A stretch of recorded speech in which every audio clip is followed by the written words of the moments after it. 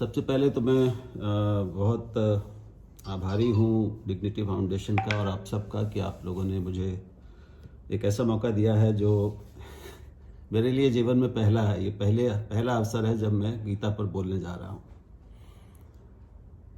तो ये मेरे लिए, मैं बहुत नर्वस भी हूँ क्योंकि मेरी ये मान्यता है कि गीता पर बोलने का अधिकारी होना भी अधिकार अर्जित करना पड़ता है। वो कोई सामान्य किताब नहीं है जिस पर कोई भी बोल सकता है।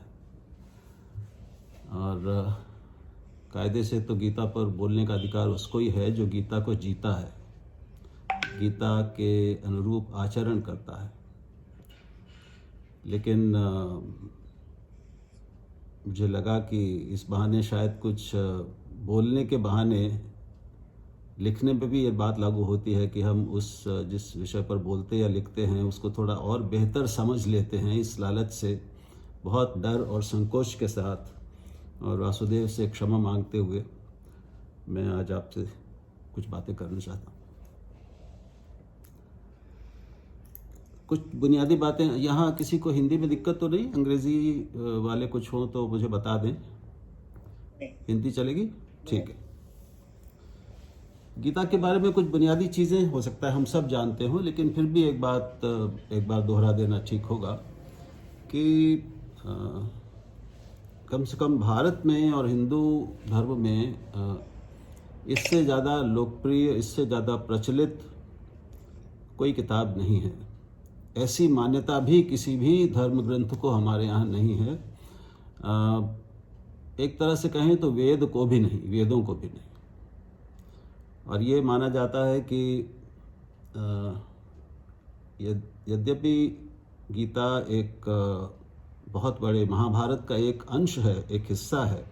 उसके 23वें से शुरू होकर 40वें अध्याय तक महाभारत के जो ये अध्याय हैं, ये गीता, श्रीमद् भगवत गीता के हैं। लेकिन मान्यता ये है कि श्रीमद् भगवत गीता एक अपने आप में संपूर्ण ग्रंथ है और सारे उपनिषदों का सार उसमें है।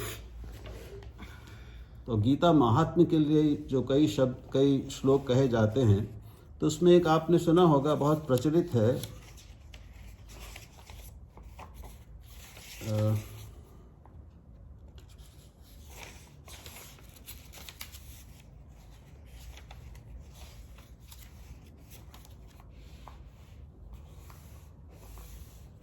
गीता सर्वोपनिषदो गावो दोग्धा गोपाल नंदन पार्थो वत्सः सुधीर भोक्ता दुग्धम गीता मृतम महत। यानी सारे उपनिषदों को दोह कर, जैसे गाय को दोहते हैं वैसे सारे उपनिषदों को दोह कर उसका सार, उसका अमृत गीता है। कृष्ण गोपाल हैं जो उस सारे उपनिषदों को दोह रहे हैं और गीता रूपी अमृत निकाल रहे हैं। बछड़ा अर्जुन वो बछड़ा है जिसकी माँ एक तरह से सर्वोपनिषद, सारे उपनिषद हैं। और उसका भोग करने वाले सारे भोक्ता, वो जितने भक्त हैं वो उसके भोक्ता हैं, उसका उपभोग करते हैं, उसका भोग लगाते हैं। तो ये गीता के लिए कहा जाता है। और ये भी कहा जाता है कि गीता को पढ़ने के बाद फिर गीता सुगीता कर्तव्य किमन्य शास्त्र विस्तरय, यानी गीता को सुगीता करना चाहिए, उसको गाना भी चाहिए और उसको हृदयंगम करना चाहिए। और उसके बाद दूसरे शास्त्रों की ज़रूरत, दूसरे शास्त्रों के विस्तार में जाने की ज़रूरत नहीं रहती। किमन्य शास्त्र विस्तरय, तो दूसरे शास्त्रों में जाने की ज़रूरत क्या है। या स्वयं पद्मनाभस्य मुख पद्मानि निःसृता, ये स्वयं पद्मनाभ भगवान के मुंह से निकली हुई है। इसलिए इसको पढ़ने के बाद फिर दूसरे शास्त्रों के विस्तार में जाने की ज़रूरत नहीं है। इसलिए गीता को सुगीता करना चाहिए। तो जैसे मैंने कहा, ये एक हमारे जो महाभारत और रामायण दो महाआख्यान हैं, उनका, महाभारत का एक हिस्सा है। लेकिन इसकी मान्यता और इसकी जो महिमा है वो एक स्वतंत्र और स्वायत्त ग्रंथ के रूप में है। हम जानते हैं कि इसमें 700 श्लोक हैं। हालांकि कुछ मतभेद हैं, इसके कुछ अलग कई पाठ भेद मिलते हैं। दक्षिण में कुछ जगहों पर 745 श्लोकों वाली गीता की भी चर्चा कुछ लोगों ने, विद्वानों ने की है। लेकिन अब ये मान लिया गया है कि 700 श्लोक की जो गीता है, जो गीता प्रेस गोरखपुर से और उसके अलावा कुछ और प्रकाशकों ने प्रकाशित की है, वो वही मूल गीता है। ये भी शायद रोचक जानकारी होगी आपके लिए कि गीता कितनी पुरानी है। मन में एक स्वाभाविक सवाल आ सकता है। तो गीता उतनी ही पुरानी है जितनी महाभारत पुरानी है। तो महाभारत का काल क्या था, कब, यानी महाभारत कब हुई थी, महाभारत लिखी कब गई, महाभारत युद्ध कब हुआ, महाभारत लिखी कब गई, ये दो एक बड़े सवाल हैं। तो इस पर भी बहुत से विद्वानों में बहुत अलग अलग तरह की बातें की हैं, बहुत शोध हुआ है। कई 100 साल से इस पर अलग अलग विद्वानों ने अलग अलग दृष्टियों से शोध किया है। लेकिन एक मान्यता अब ये है जिसमें हम मान सकते हैं कि डॉक्टर सर्वपल्ली राधाकृष्णन, जो हम जानते हैं कि देश के, भारत के ऐसे दार्शनिक थे जो विश्वव्यापी थे और दुनिया के बड़े दार्शनिकों में उनका नाम है, वो मानते हैं कि ये ईसा पूर्व 3102 में महाभारत हुआ था, महाभारत युद्ध हुआ था, यानी 3102 BC, बिफोर क्राइस्ट। तो 5000 साल से थोड़ा ज़्यादा की उम्र महाभारत की मानी जाती है। और गीता जो इस रूप में है, महाभारत जो इस रूप में है, इसको राधाकृष्णन मानते हैं कि ये 5वीं शताब्दी ईसा पूर्व, 5th century BC, उसमें the present form of Mahabharata came into being in the 5th century BC। लेकिन सबसे पहले जो लिखी गई होगी वो राधाकृष्णन मानते हैं कि वो 11वीं शताब्दी ईसा पूर्व में लिखी गई होगी, 11th century before Christ, BC। तो उसके बाद महाभारत बहुत बड़ी थी ऐसा माना जाता है, उसमें 64 लाख श्लोक थे। तो वो बदलते बदलते आज जिस महाभारत को देखते हैं, जो लगभग 85,000 श्लोक जिसमें हैं, 85,000 से 1 लाख श्लोक, वो 5वीं शताब्दी ईसा पूर्व की मानी जाती है। गीता, इस पर भी मतभेद है लोगों में कि गीता पर बौद्ध धर्म का प्रभाव पड़ा कि बौद्ध धर्म पर गीता का प्रभाव पड़ा, गीता बुद्ध के आने से पहले आई या बाद में आई। तो इस पर भी राधाकृष्णन और दूसरे विद्वानों की राय है कि गीता बुद्ध से पूर्व की है, इट्स प्री बुद्धिस्ट। ये भी एक जानकारी आपको रोचक लगेगी कि शायद बाइबल और कुरान के बाद दुनिया में सबसे ज़्यादा अनुवाद, सबसे ज़्यादा भाषाओं में जिस किताब का हुआ है वो शायद श्रीमद् भगवत गीता है। इसकी कोई ठीक गिनती नहीं है कि भगवत गीता के कितने अनुवाद और टीकाएं हो चुकी हैं। 5000 तो मानी ही जाती हैं कि 5000 से अधिक अनुवाद अलग अलग दुनिया की भाषाओं में अलग अलग समय पर पिछले लगभग 300 साल में गीता के हुए हैं। पहला इंग्लिश ट्रांसलेशन गीता का आया था 1758 में, 1758, चार्ल्स विल्किंस ने किया था। और उस समय जो ईस्ट इंडिया कंपनी के गवर्नर थे भारत के लिए, या वाइसराय थे, वॉरेन हेस्टिंग्स, इनका नाम हमने सुना होगा। तो वॉरेन हेस्टिंग्स ने विल्किंस को प्रेरित किया था कि वो गीता का अनुवाद करें। तो इंग्लिश में पहला उसका अनुवाद, उसके बाद से पश्चिम से जो पश्चिमी जगत था उसका गीता से परिचय हुआ। जर्मनी पर बहुत इसका प्रभाव रहा है। राधाकृष्णन ने लिखा है कि चीन और जापान के धर्मों पर और उनके आध्यात्मिक परंपराओं पर भी गीता का बहुत प्रभाव है। और महायान बौद्ध धर्म के 2 बहुत बड़े ग्रंथ गीता से प्रभावित और प्रेरित माने जाते हैं। अब गीता की बात थोड़ी करते हैं।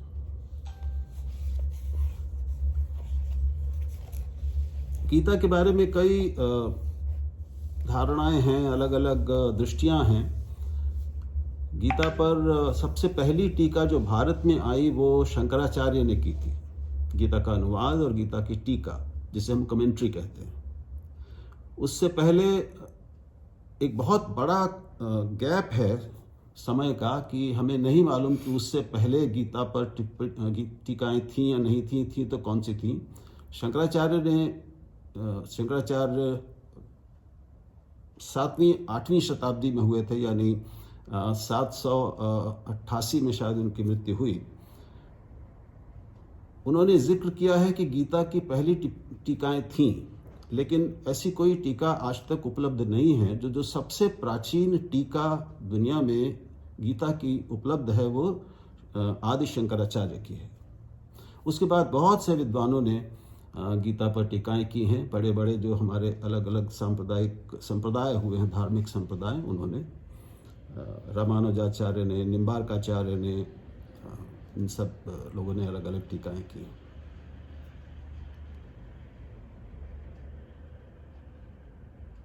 जैसा कि गीता एक ऐसा ग्रंथ है कि उसमें हर प्रमुख टीका किसी न किसी रूप में विशिष्ट होती है।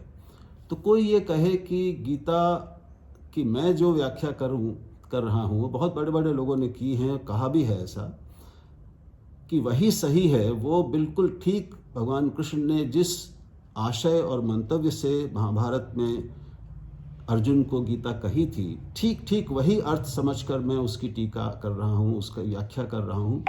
तो ये हमें आसानी से मानना नहीं चाहिए, क्योंकि हम पाते हैं कि इतने बड़े बड़े महापुरुषों ने, शंकराचार्य से लेकर उसके बाद जो बहुत बड़े बड़े हमारे आध्यात्मिक ऋषि हुए हैं, संत हुए हैं, विद्वान हुए हैं, सब ने थोड़ी थोड़ी अलग तरीके से गीता को देखा है। उनकी दृष्टियाँ अलग हैं। तो कोई एक दृष्टि गीता को देखने की, कोई एक समझ गीता पर बनाने की, ऐसी भी इसकी जल्दबाजी में हमें नहीं रहना चाहिए। और ये ध्यान रखना चाहिए कि गीता को कई दृष्टियों से देखना संभव है।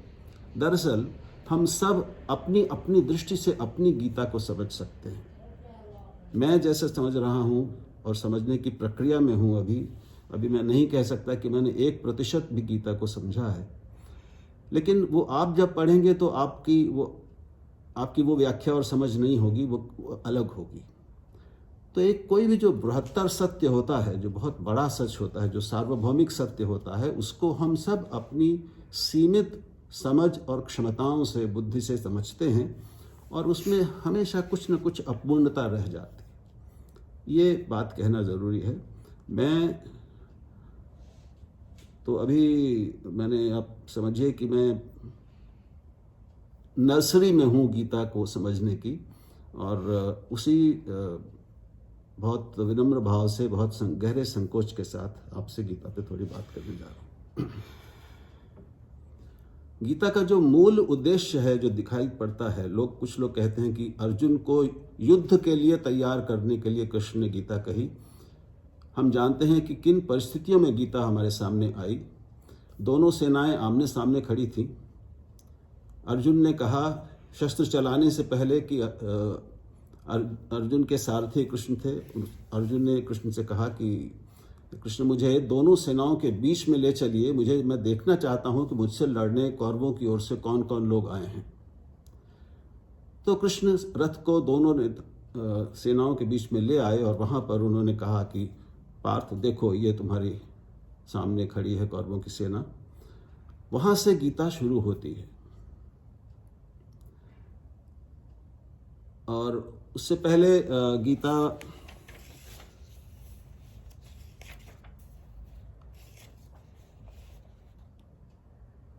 गीता में चार पात्र हैं।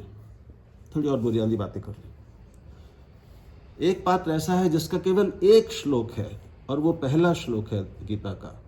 धर्म क्षेत्रे कुरुक्षेत्रे समवेता युत्सवः मामकाः पांडवाश्चैव किम कुर्वत संजय।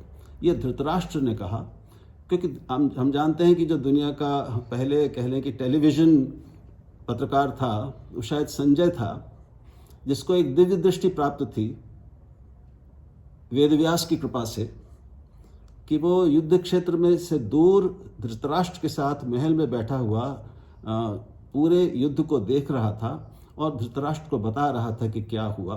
और धृतराष्ट्र तब उससे पूछते हैं कि इस धर्म क्षेत्र कुरुक्षेत्र में दोनों सेनाओं के बीच में क्या हुआ, संजय मुझे बताओ। वहां से गीता शुरुआत होती है। ये धृतराष्ट्र का पहला और अंतिम बात है या अंतिम श्लोक है उनका, एकमात्र श्लोक। उसके बाद दूसरा पात्र है गीता में संजय, जो वो देख रहा था अपनी दिव्य दृष्टि से, वो धृतराष्ट्र को बता रहा था। तीसरे पात्र स्वयं कृष्ण हैं, जो सबसे ज़्यादा जिनके श्लोक उसमें आते हैं गीता में, श्री भगवान उवाच नाम से। और अर्जुन हैं जो प्रश्न पूछता है, और इन दोनों के बीच का संवाद है गीता। ये भी हमारे धर्म ग्रंथों की खासियत है कि हमारे अधिकांश जो मूल धर्म ग्रंथ हैं, मुख्यतः उपनिषद, रामायण और महाभारत, ये संवादों के रूप में है। ऐसा नहीं है कि एक व्यक्ति कहीं कोई बैठ गया, भगवान बैठ गए, उन्होंने एक लंबा सा भाषण दे दिया। निरंतर संवादों से ही ज्ञान ये प्रकट धीरे धीरे बाहर आता है। गीता में भी यही होता है। और पहली उसकी शुरुआत सवाल से होती है जो धृतराष्ट्र ने किया, उसका जवाब संजय देते हैं कि संजय जो देख रहे हैं कि क्या हुआ, और उसके बाद फिर अर्जुन के प्रश्न और भगवान के उत्तर, इन संवादों के बीच में गीता चलती है। तो यह एक संवाद है।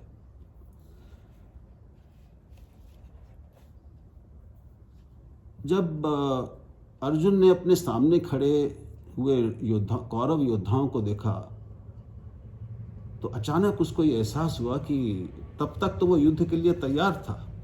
वो महानतम धनुर्धर था अपने समय का, लगभग विश्व विजेता था, वो कभी हारा नहीं था। तो कोई युद्ध से वो डर गया हो, ऐसा संभव नहीं है। लेकिन अचानक अपने सामने, अब तक वो शत्रुओं से लड़ा था, लेकिन आज जिनसे लड़ाई थी, जो उसके जीवन की सबसे बड़ी लड़ाई थी, सबसे बड़ा युद्ध था, वो उसके अपनों से था। और उन अपनों को सामने देखकर उसको एहसास हुआ कि मैं क्या करने जा रहा हूँ। उधर उसके, जैसा वो खुद कहता है, मेरे ससुर, मेरे चाचा, मेरे ताऊ, मेरे पितामह, मेरे प्रपितामह, मेरे मामा, मेरे साले, भाई, बंधु, दोस्त, ये सब खड़े हैं। और इनको मार के तब उसके मन में वो कहते हैं कि वो कार्पण्य दोष उत्पन्न हुआ। वो कहता भी है, कार्पण्य दोषो अपहत स्वभावः पृच्छामि त्वाम धर्म सम्मूढ़ चेता यच्छेयः शान्निश्चितं ब्रूहि तन्मे शिष्यस्तेहं शाधिमां त्वाम प्रपन्नम। वो कहता, वो अपने वर्णन संजय करते हैं कि अर्जुन के हाथ पैर कांपने लगे, पूरा शरीर कांपने लगा, उसके पसीना आ गया, उसके हाथ से गांडीव छूटने लगा, उसको चक्कर आने लगे। ये खुद वो बता रहा है कि मुझे चक्कर आ रहे हैं, मेरी त्वचा, मेरी खाल जल रही है, मेरा शरीर कांप रहा है, मेरा मुंह सूख रहा है। ये मैं क्या करने जा रहा था? और कृष्ण से कहता, कृष्ण ये हम क्या करने जा रहे थे? हम अपने ही लोगों को, स्वजनों को मारने जा रहे थे, जिनके लिए हम जीते हैं। पहला अध्याय यही है, जिनके लिए हम जीते हैं उनको मारकर हम ये राज्य का सुख भी भोगेंगे तो क्या होगा उससे। और वो जो अचानक उसके मन में वैराग्य पैदा हुआ, युद्ध, और युद्ध में तो मृत्यु होती ही है, उससे उसके मन में जो वितृष्णा पैदा हुई, उसको कार्पण्य, कृपणता कहा है गीता ने।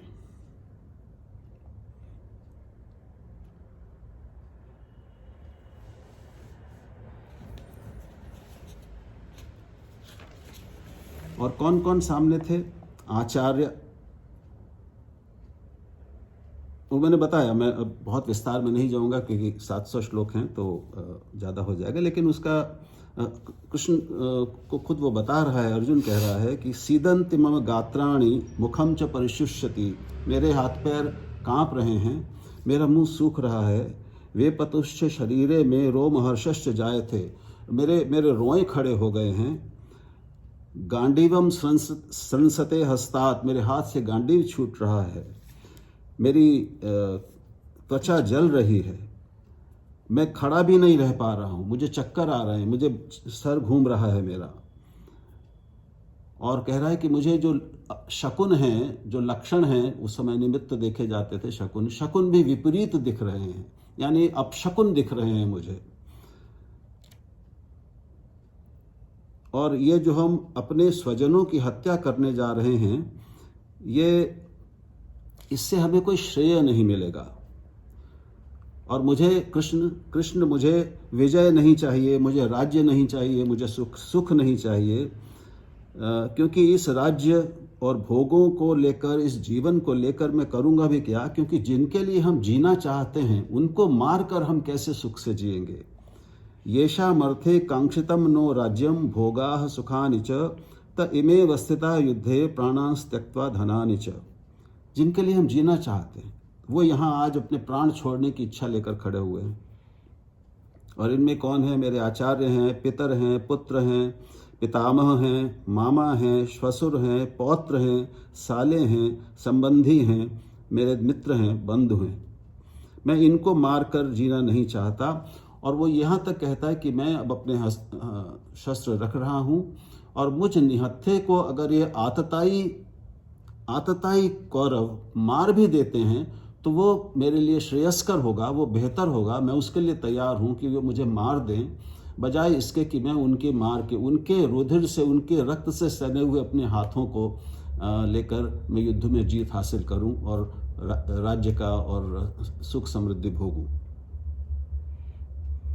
और वो कहते हैं कि कृष्ण, हम लोग क्या पाप करने जा रहे थे? हम लोग तो बुद्धिमान हैं, हमको तो ऐसा नहीं करना चाहिए था। ये तो बहुत अच्छा हुआ कि मुझे पहले समझ में आ गया। देखो हम कितना बड़ा पाप करने जा रहे थे। और फिर वो जाता है कि ऐसा करने से क्या होता है कि इससे कुल क्षय होता है, कुल क्षय से के साथ मित्रद्रोह होता है। ये दोनों पाप हैं और हम ये कुल क्षय के दोषों को न देखते हुए कितना बड़ा पाप करने जा रहे थे, क्योंकि कुल क्षय से कुल धर्म खत्म हो जाते हैं। कुल धर्म जो सनातन हमारे कुल धर्म हैं उनसे धर्म नष्ट होता है। धर्म नष्ट होता है तो संपूर्ण कुल ही नष्ट हो जाता है। और कुल नष्ट हुआ और अधर्म हो गया, धर्म नष्ट होगा कुल का तो अधर्म बढ़ेगा, और अधर्म बढ़ेगा तो कुल की स्त्रियां प्रदुष्यंति, वो दूषित हो जाती हैं। देखिए, ये मैं इसलिए विशेष तौर पे कह रहा हूं क्योंकि महिलाएं यहाँ ज़्यादा हैं। ये आज से 5000 साल पहले के भारत की बात है, उस समय रची गई ये रचना है। तो कितनी ही सनातन सत्यों से भरी हुई गीता हो या हमारे धर्म ग्रंथ हो, उन पर उस समय के, उस देश और काल का, उन परिस्थितियों का, उस समय की सामाजिक, धार्मिक, आध्यात्मिक नैतिकता का प्रभाव होता है। और वो हमें यहाँ दिख रहा है कि अधर्म के बढ़ने से कुल की स्त्रियां दूषित हो जाती हैं। प्रदुष्यन्ति कुलस्त्रियः स्त्रीषु दुष्टासु वार्ष्णेय जायते वर्ण संकरः। और अगर स्त्रियां दुष्ट हो गई तो फिर वो वर्ण संकर पैदा करती हैं। संकर कुल का नाश करते हैं, नरक देते हैं, और उससे पितरों का पतन हो जाता है। और जो पिंडोदक क्रिया होती है, जिसको हम मानते हैं कि जब पुत्र पिंडोदक क्रिया करता है पिता का या माँ का, तो उससे फिर पितरों को मुक्ति मिलती है। इसलिए ये पूरी एक हमें सामाजिक नैतिकता यहाँ दिख रही है। और इस सब को पाप मानते हुए अर्जुन कहता है कि मैं अब युद्ध नहीं करूँगा। ये कहकर एव मुक्त्वा अर्जुनः संख्ये रथोपस्थ उपाविशत, वो रथ के पीछे बैठ गया और शोक संविग्न मानसः, शोक से संविग्न मानस लेकर वो सारे शस्त्र छोड़कर रथ में पीछे बैठ गया, ये कहते हुए कि मैं युद्ध नहीं करूँगा। नयोत्स्य इति गोविंदम। इसके बाद दूसरा अध्याय शुरू होता है। दूसरे अध्याय से कृष्ण बोलना शुरू करते हैं। और दूसरे अध्याय से कुछ लोग ये भी मानते हैं कि दरअसल गीता जो ज्ञान वाली गीता है वो तो दूसरे अध्याय से शुरू होती है। पहला अध्याय कोई खास ज़रूरी नहीं है, अनावश्यक है, लेकिन वो आवश्यक है इसलिए क्योंकि वो हमें वो पृष्ठभूमि देता है जिसके कारण गीता संभव हुई। वो मनस्थिति बताता है अर्जुन की, जिसके कारण उसने युद्ध से इनकार कर दिया और शस्त्र छोड़ दिए। बिना उसको जाने हम उस विकट परिस्थिति की कल्पना नहीं कर सकते। और देखिए, गीता तो उच्चतम ज्ञान का ग्रंथ है, लेकिन उसकी वो कहाँ कही जा रही है, वो ठीक युद्ध रण क्षेत्र में कही जा रही, और उसमें बात ऐसी कही गई है जो हम सब के लिए हर परिस्थिति में, हर स्थिति में हम पर लागू होती है। वो मनुष्य मात्र के लिए एक सार्वभौमिक सत्य, एक सबसे विचित्र और सबसे कठिन विकट परिस्थिति में वो दिया जा रहा है। और अर्जुन की आंखों में आंसू थे। जी राहुल जी, अभी खत्म हो जाएगा, तो 5:30 बजे all of you please log in again. Oh, 5:25 it will and, तो उसके बाद फिर लॉग इन कीजिए 5:30 बजे, माने 5:30 बजे। तो मैं थोड़ा जल्दी करता हूं क्योंकि ये तो बहुत बड़ा है, इसको बहुत घंटे लग जाएंगे। 2 अध्याय कर लीजिए। मोटी बात यह है कि अब जो दूसरा अध्याय जहां से उसका ज्ञान कांड शुरू हो रहा है गीता का, एक विचित्र बात गीता की यह भी है कि उसमें गीता भगवान ने जो मूल ज्ञान है, गीता का जो मूल जो सार है उसका, वो उन्होंने एक तरह से दूसरे में ही कह दिया है। तो दूसरे और तीसरे अध्याय को मिला लें और उसमें भी दूसरे अध्याय में लगभग पूरा का पूरा गीता का ज्ञान अपने मूल बीज स्वरूप में दूसरे में ही आ गया है, और बाकी उसका सिर्फ विस्तार है। लेकिन वो विस्तार क्यों जरूरी है, ये आगे जब बढ़ते हैं तब समझ में आता है। तो जो बुद्धिमान हैं, जिनको तत्काल समझ में आ जाए, तो उन्होंने अर्जुन के सामने तुरंत जवाब देने की शुरुआत करते ही उन्होंने सारी बड़ी तस्वीर सामने रख दी और एक बड़ा परिप्रेक्ष्य उसके सामने रख दिया, जो फ्रेमवर्क, एक कॉस्मिक फ्रेमवर्क उसके सामने रख दिया कि अब इसके भीतर तुम अपने को रखो, और तब अपने तुम्हारा जो प्रश्न है, तुम्हारे जो मन में अभी ये जो मोह उत्पन्न हुआ है, उसको देखोगे तो समझ में आएगा। लेकिन अर्जुन मनुष्य था, बहुत बुद्धिमान था, भक्त था कृष्ण का, उसके बावजूद उसको भी उस बड़े उस गूढ़ ज्ञान को, उस बीज रूपी ज्ञान को समझने में आसान नहीं हुआ, और उसके मन में फिर प्रश्नों के माध्यम से उसने जाना है। और लगातार कितने मिनट बाद शुरू है? 5:30 मिनट में पता नहीं चला समय का।